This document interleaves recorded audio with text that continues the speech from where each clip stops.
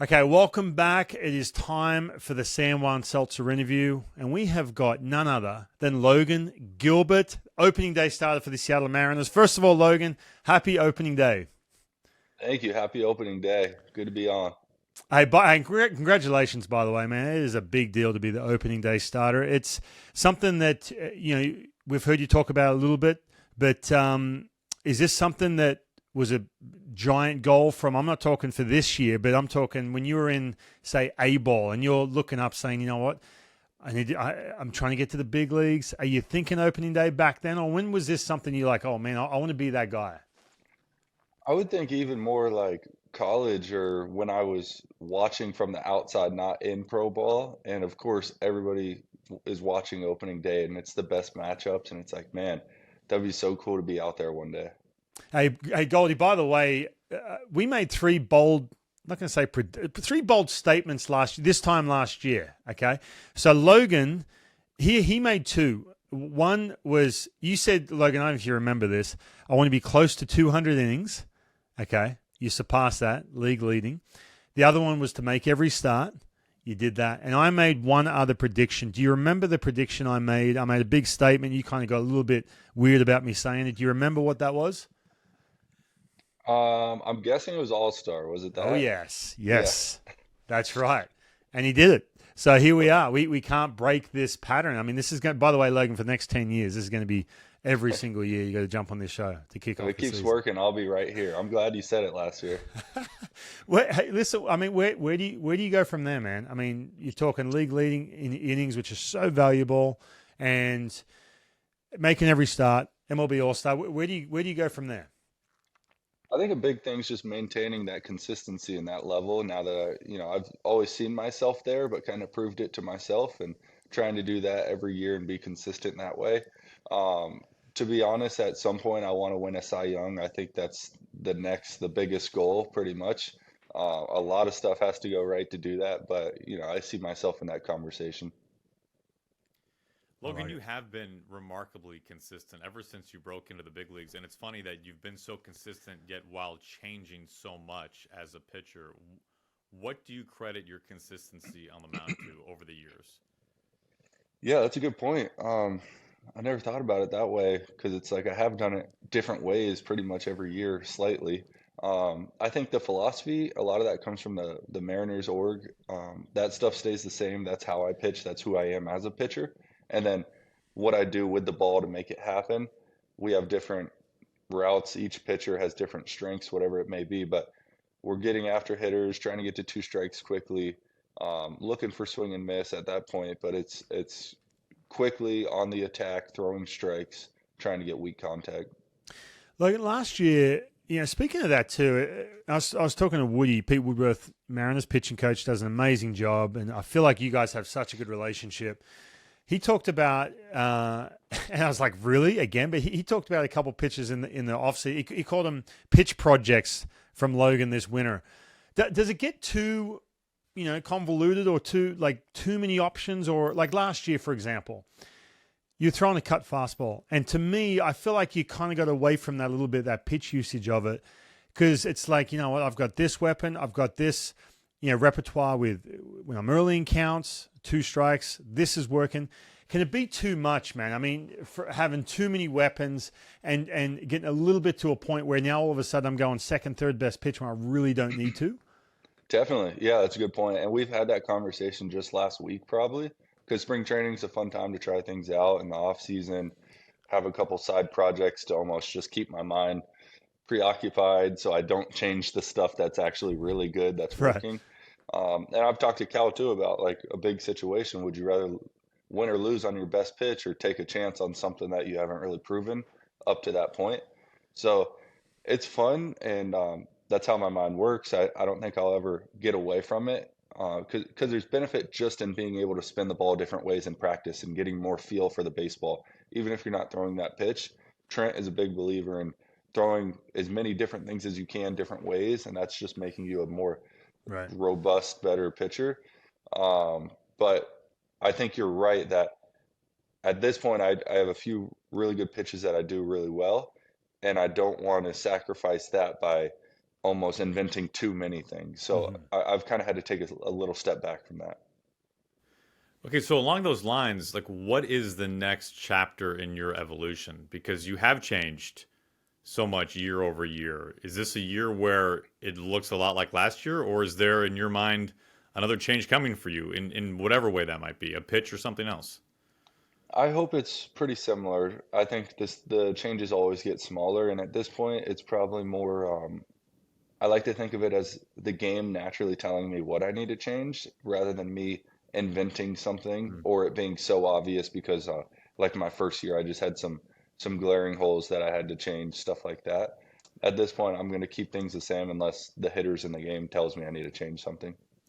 Hey, Logan, speaking of that, man, when you first came up, I remember everyone is from a scouting perspective, and this was around the time where, like, extension, in regards to how close you are to a hitter, it was kind of public knowledge, but it's not like it is now. You can look up and see who ranks where in regards to pitcher's extension. But I remember from a scouting point of view, everyone's like, man, he is on top of the hitter. Do you even realize, like, how close you are to hitters? Does that play in the back of your mind to say, you know what, I'm going to ride this fastball top of the strike zone and it's a different look? Or do you just, it's not even a factor, you're like, oh, okay, I get really, really good extension, like best in baseball?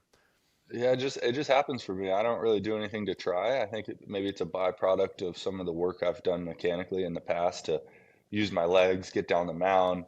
Obviously, I have long arms naturally, Mm-hmm. but it's nothing I'm really consciously trying to do. I noticed in college, really, before I understood what it was, like I would throw a fastball in the hitter's count and kind of just sometimes they would miss, and I was just like, I don't know why. I thought that was a hittable pitch. And then obviously in pro ball. When did you realize that you were like, that a scout was like, hey, by the way, you're off the charts? Because here's the deal, man. Like, even in college, like, yeah, okay, TrackMan, sometimes it's not calibrated right. I've run into that with kids like, oh, man, look at my extension. It's better than Logan Gilbert's. This is in Australia. I'm like, no, it's not. This is not calibrated correctly. Like, when did you realize then? That it's so far, Yeah, that my you have extension. yeah. I think the first time I heard was summer ball after my sophomore year, going into my junior year. So it's kind of like the bigger draft scene in the Cape, and I guess that's when Uh-huh. they had data up there, and they said it was like up there with some of the top couple people in the bigs. I'm like, man, I had no idea. That's pretty cool. That's awesome. Was that something you like, so lean your hat on when you're talking to scouts because you represent yourself saying, hey, draft me first round Yeah. because look at this number. No, I'm kidding. I'm just messing with It's fun when you do something really well that you didn't even know about or try about. So it's kind of fun that you. I Yeah. could have that in my back pocket. Not that that's the only thing, but it's nice when you do something well without Right. years of effort because the other stuff takes a long time. Right. Logan, I gotta know, why are you the team punching bag in the clubhouse? Like, why are guys always going after Logan? I mean, my goodness, now you're an all-star, you're an opening day starter, but I feel like if there's ever a cheap shot that anybody's gonna take, it's on Logan Gilbert, like a franchise pillar. What's going on here, man? We're slowly trying to change that. So He's too nice. Bryce, That's why. I'm thinking Bryce or Wu can kind of be that next guy to carry the torch, hopefully. So I'm doing what I can to change that. But I think it's more on the position side too, like JP and definitely Ty when he was here. Those guys, like they can give me a hard time for sure. I don't know what it is. I think hopefully I don't keep things too serious. I know I have a pretty serious demeanor, but people just know they can say whatever and kind of just rolls off. So I don't I mean, mind it too okay, much. I'm glad you brought up JP. This is not telling a tale out of school because there's nothing bad about this. It's very funny. We were in Arlington last year, and to get to the clubhouse from the bus in Arlington, like there's some checkpoints you have to pass, right? It's like elevator, door, clubhouse door. And so we're filing into the elevator, and everybody's in there except for one guy. Logan was maybe starting that day or something. So he was kind of pulling up the rear of the line. And I didn't even know Logan was back there. And JP just goes, "Wait, hold the door for weirdo." And I was like, "Who are you talking about?" And then here comes Logan sashaying in through the doorway. I'm like, "Well, I mean, it was kind of funny, but it was just like another example of a position player taking a shot at, like the guy who helps win the game every 5 days for the Mariners. That's all. That's all Yeah, it is. I'll take it too because he could have sent the elevator for sure. So I think in some strange way, that's Yes. his way of being nice to me without it being too over the top. So I Yeah, made the it actually. elevator. Yeah, it was like it was a sign of respect while still taking a shot at you. Exactly. I'll Yeah. take what I can get. Between Go ahead, Bryce Goldie, go ahead. between Bryce and Wu, I mean, I feel like Bryce is like easily next in line, right? Yeah, I think so. He has a lot going for him with the Texas energy and Yes. accent and all that stuff. And Well, that it also feels like Bryce is like completely bulletproof with anything that anybody would say to him.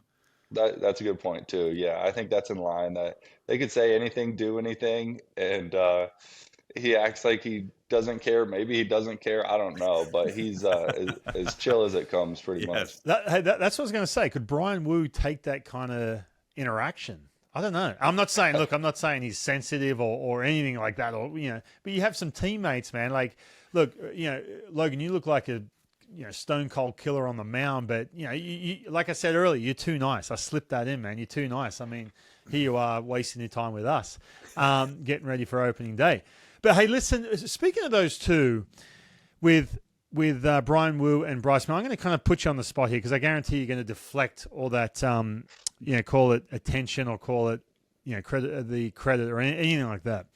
But Woody has brought up multiple times because I talk to him all the time. He goes, "Hey man, he has made such an impact on," and I feel like Bryce Miller. I get that because he kind of like copies whatever you do. That's kind of like the blueprint. But how have you, if you are willing to say without being weird about it, but how have you affected Brian Wu's career, especially early on? Like, what kind of relationship do you have with him, and how because Woody used this word, a mentor, right? You've mentored Brian Wu.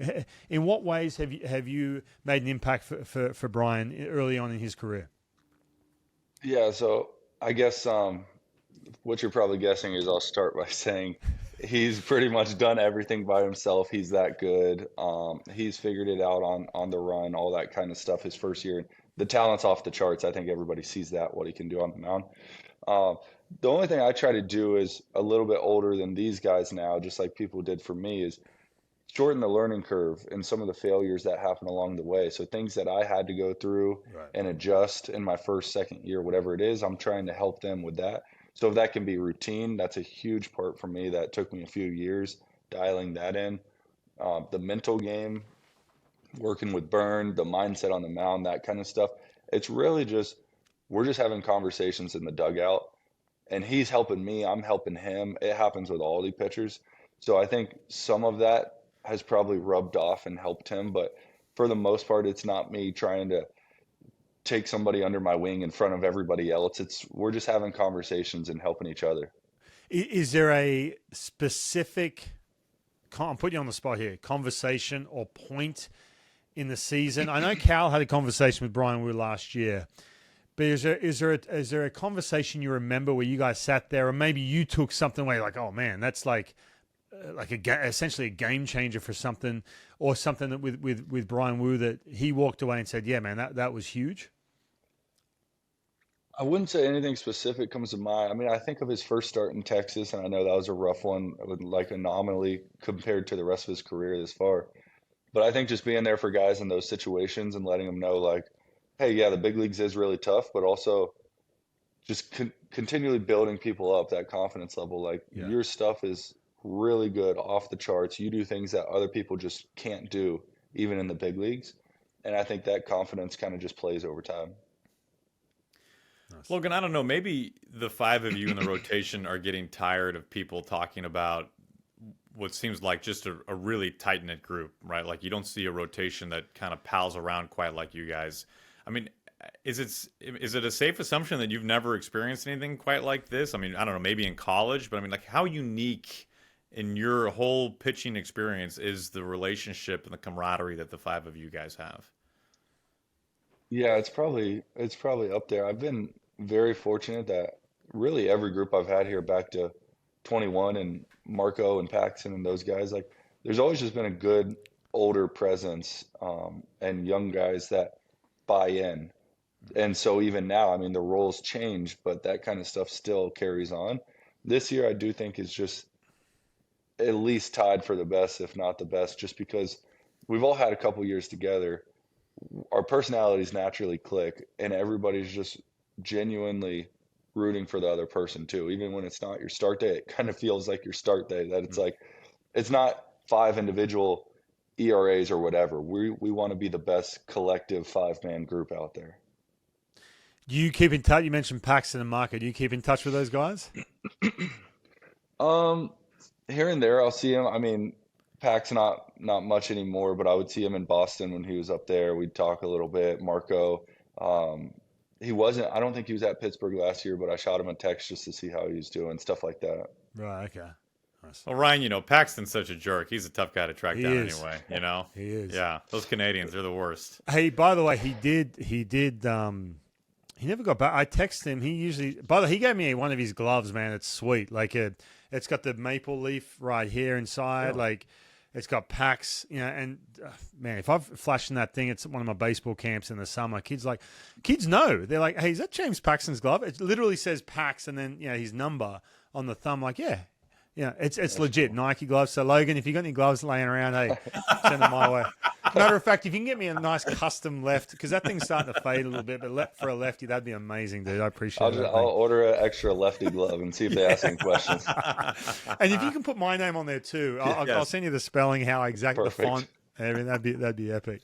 I appreciate it. Hey, listen, this spring training. Well, first of all, every spring training, man. I was just down there last week, and I look around the clubhouse, and there's always those guys that no one talks about, but they make a big impact. Who is there a player that comes to mind? It can be anywhere. I'm talking in the bullpen. Obviously, we know the rotation. We talk about him so much in the lineup. Someone we're not talking about enough, or you're watching them go, man, this guy's either going to be a stud or he's going to be an impact player for us this year. I got a few guys I think of right off the bat. I think Bliss is having a really big spring. Mm-hmm. I've always heard great things since before I even heard him play, that I think he's going to be a really big, legit player. The other guy, young guy, Harry Ford's having a really good spring, and he's just an awesome guy too. So I don't know when that time's going to come, but he's going to play a big role in the future. The third guy that I just thought of, Rowdy, is going off this spring. I mean, killing the ball, and I've gotten to know him a little bit over the last couple of weeks. Just hilarious guy. Seems like a good clubhouse guy. Just like Nice. People gravitate to him, that kind of person. So I'm excited to have him around. That's awesome. Hey, Ryan Bliss is like genuinely one of the nicest people I've met in the game of baseball. Like James Paxton's in the top 5, and Ryan Bliss is like sneaking his way in there. Is that what it seems like to you? I mean, you're a class act kind of guy. I feel like you gravitate to people like that. I mean, Bliss just seems like a Hall of Fame type of dude. Yeah, I don't think he's ever had a bad day. It's crazy. He comes in 7 a.m. smiling, seeing how you're doing. And it's like, man, we saw you like last night. It's like not much has changed, but he's like right there going up to you, seeing how you're doing. Just like one of the best teammates I've been around for sure. That's awesome.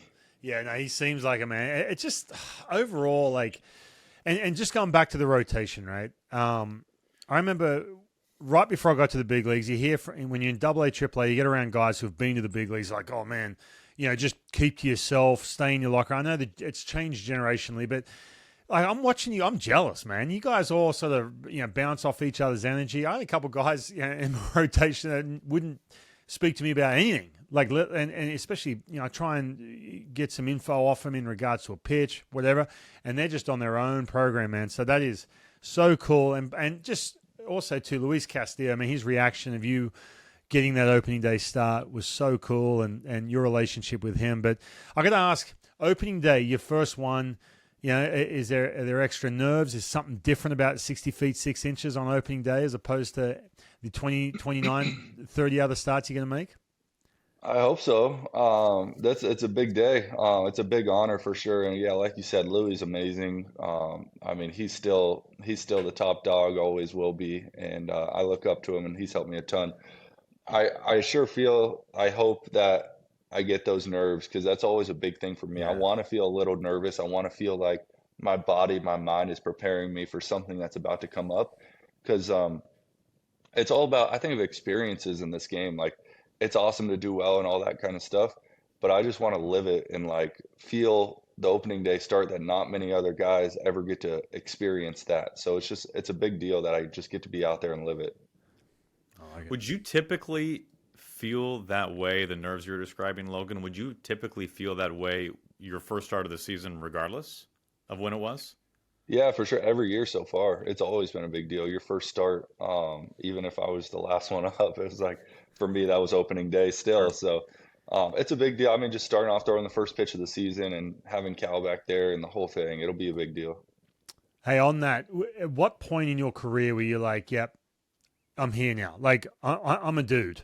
I'm no longer trying to prove myself. I'm no longer this prospect and, trying to – I am an established MLB – at what point was that for you? My second year in April, I had a good start to the season. I think I was pitcher of the month that year for the AL and coming off kind of a rougher end to my first year. So I felt like my off-season work, the things I needed to change, I was like, okay, I can take a little breath that like I belong here. I believe I'm going to stay here. That was a big change from my first year to my second year. Yeah. Nice. How do you describe your relationship with Cal Raleigh? The worst. It's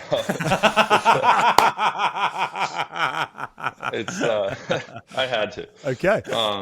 It's been And we're done. it's We're been- done here. We're done. Yeah. Since he's been flashing around the platinum badges Yes. all over the place, things have changed. Yeah, you said it. I mean, it's awesome.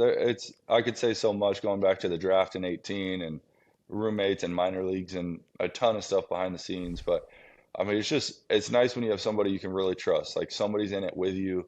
They know you better than pretty much anyone else in the organization. As a pitcher, as a person, he knows what I put into it. I know what he puts into it. Like we're genuinely invested in each other's careers, rooting for each other, all that kind of stuff. I like it, man. That's good. Hey, listen, Logan. I'm going to get to this in just a second. I am going to make a big bold prediction, but are you able to join us in How to Speak Australian? Are you able to take it on or what? You good? Let's try it okay. out. All right, we're gonna get to that in just a second, but Aaron, before we do you have anything anything else you want to ask? Oh, no, I'm eager to hear Logan speak Australian because I've tried it before, Logan, and it did not go well for me. I do want to get into. Goldie brought this up before we jumped on. I haven't seen the commercials just yet. I don't know what I'm thinking. The Mariners commercials, the famous commercials. Goldie was bashing your acting ability in 2 commercials. Talk us through it, Logan. Is it? Do you get the script and you're like, oh man, this is cringy. I can't screw this up. This is embarrassing. Talk us through, man. Did someone coach you on your acting, or what's the deal? Is it that bad, Goldie? Is it that bad? Are you messing around? Are you serious or Yeah, what? what was he saying? He was just like, man. First thing he wanted to ask you, I said, don't do it. Let's keep it real. He goes, okay. No worries. But here we are. Logan, quite the contrary. I was actually trying to decide between you and Bryce, like, who wins the Oscar here? You were tested more often than Bryce was, I feel like. True. You know, and your facial expressions were, I mean, 9.5 out of 10. I'll take that. Okay. I'll take that, yeah. I mean, honestly, let's get back to the root of the story. What did Cal even do? In the commercial? Yeah. Well, so that was all natural, by the way. No coaching, none of that stuff. So I know it's hard to believe. No but voice warm-ups? really sold my 2 words that I had to say. But it's funny because there's always just been a thing with shaking off Cal and how upset he gets, especially if you give up a hit.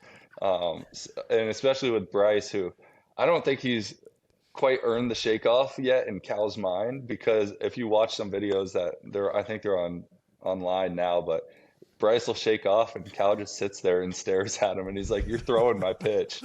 So, and then Cal loves the fake shake. So the only time, if you see us shaking more often than not, it's only because Cal told us to fake shake. Is there a button? Is there a button for fake shake? No, you'll just see him back there go like this. Who was it? There was somebody that he went into a shake-off contest with on the mound. That was you remember Bryce, this? yeah. It was and they just kept going back and forth. So he legitimately he's that catcher that gets mad if you shake him off. I'll rephrase that because you're not going to be like, yeah. Does he get in the dugout and does he have to dissect it like middle of innings? Is it that big of a deal to him? No, he's not like the over the top. We definitely blow it up more than actually happens. He's like he'll take a subtle jab at you 2 days later or something that it's not on the spot in the dugout. He doesn't care. Like we'll have a conversation about it or whatever. But 2 days later he'll be like, "Oh, you're gonna try that two seam again? It worked well last time." Now, mind you, hey, listen, I've been in. You just have to go back and look at my crappy numbers, some of my years. There was times where I used to have a catcher. I'm not going to name names. He used to joke like that, and then all of a sudden I couldn't get anyone out, and all the jokes just went away. And I was like, "Hey, dude, can you start joking again, please? Like, I'm not going to get that upset over it." All right, listen, I'm going to make a bold prediction here for this year, because of course, right, you did this last year, and it all worked out. Looking into a crystal ball. Before we get into that, it is time for How to Speak Australian. Logan Gilbert is going to join us, and Goldie, I'll give you a crack at this. Now, Goldie, if you know the answer, you can't give it to Logan. So, How to Speak Australian, brought to you by the Kangaroo and Kiwi. If you want to play along too, go on social media and follow us at the Top Step TV. All right, Logan, I'm going to give you multiple choice. Okay, now there's a hint because it is opening day. All right, so here we go. You ready? I'm ready. Okay, what sport will you find the opening bowler? Is it A, lawn bowls, B, cricket, or C, rugby? What do you got? Time out. Did you say lawn balls? Lawn bowls. Do you even know what lawn bowls is? This is. Are you saying lawn balls? Okay. Yeah, is this the accent? Is this trying to make fun of the accent? This is where I get offended, by the way, Logan Gilbert. This is where this is not. Hey, yeah, that pitch worked for you last time. This is real getting upset. Okay. No, lawn bowls, which is huge in Australia, by the way. It's a bowling green, if you're unfamiliar, it's like a golf green, nice and smooth. It's a Commonwealth game sport. Okay, anyway, lawn bowls, rugby, cricket. What do you got? I thought the first one was made up, so I'm like, it's B or C for sure. No, but they've got one in Seattle. They've got one. I think they still have it down at Green Lake. We'll have to go play some lawn bowls. I didn't. Yeah, we'll have to try it out. But I'll go with B. I'll go with cricket. Correct. Good job. Oh, I like it. Now, are you guessing, or you know just a little something about cricket? I had no idea. Okay, nice one. All right. It is cricket, the opening bowler, just like you. Look, you're the opening day starting pitcher for the Seattle Mariners. And if you're the opening bowler, they also have the opening batsman. You're a stud. Logan Gilbert, if you grew up in Australia and you're awesome, just like me, you'd be the opening bowler for the Big Bash team or whoever they are. But congratulations. Now, again, like I said, if you want to play along, go to at the Top Step TV. It's brought to you by Kangaroo and Kiwi. All right, here's my bold prediction. It is Logan Gilbert, 2025 AL Cy Young. How about that? What do we got on that? I'll start with Aaron Goldsmith. What do you got? Wow. Okay. First of all, I like Logan. I like the fact that Logan was not afraid to say that that's a goal for him in his career. Like, I think that's fantastic. Some players might be nervous to say that, but it's like, I don't know why. Like, Logan should want that. Kirby should want that. Bryce should want, like, all those guys should want something like that, right? There's no reason why it can't happen. Tell me why it can't happen. Right? That's my point. Yeah, I think. I mean, I'll take it. I hope you're 2 for 2 here. It's definitely a big goal in my career, and like Goldie said, I think all of us should aspire to that because we're capable of it. Mm-hmm. Like, we're at least close enough that I think it makes sense to have a goal like that. But it's tough too. It's tricky because you can't really go into the season or every start being like, I have to have a good start here because I want to be Cy Young. It's like, I'm very much. You can't do that? Why not? I did that. I guess I haven't tried it out yet, so maybe, I don't know. But I'm very much the guy that's like, I have to focus on throwing first pitch strikes for every batter for the entire year. And then you look up at the end of the year and maybe you are, maybe you aren't.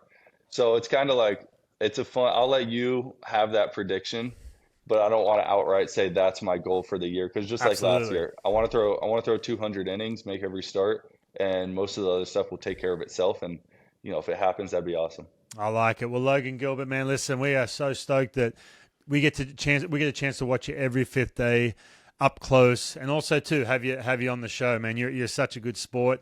The opening day pitcher for the Seattle Mariners. Logan, massive thank you for coming on, and kill it this year, man. We know you will. Thanks for having me on, guys. Fun talking to you.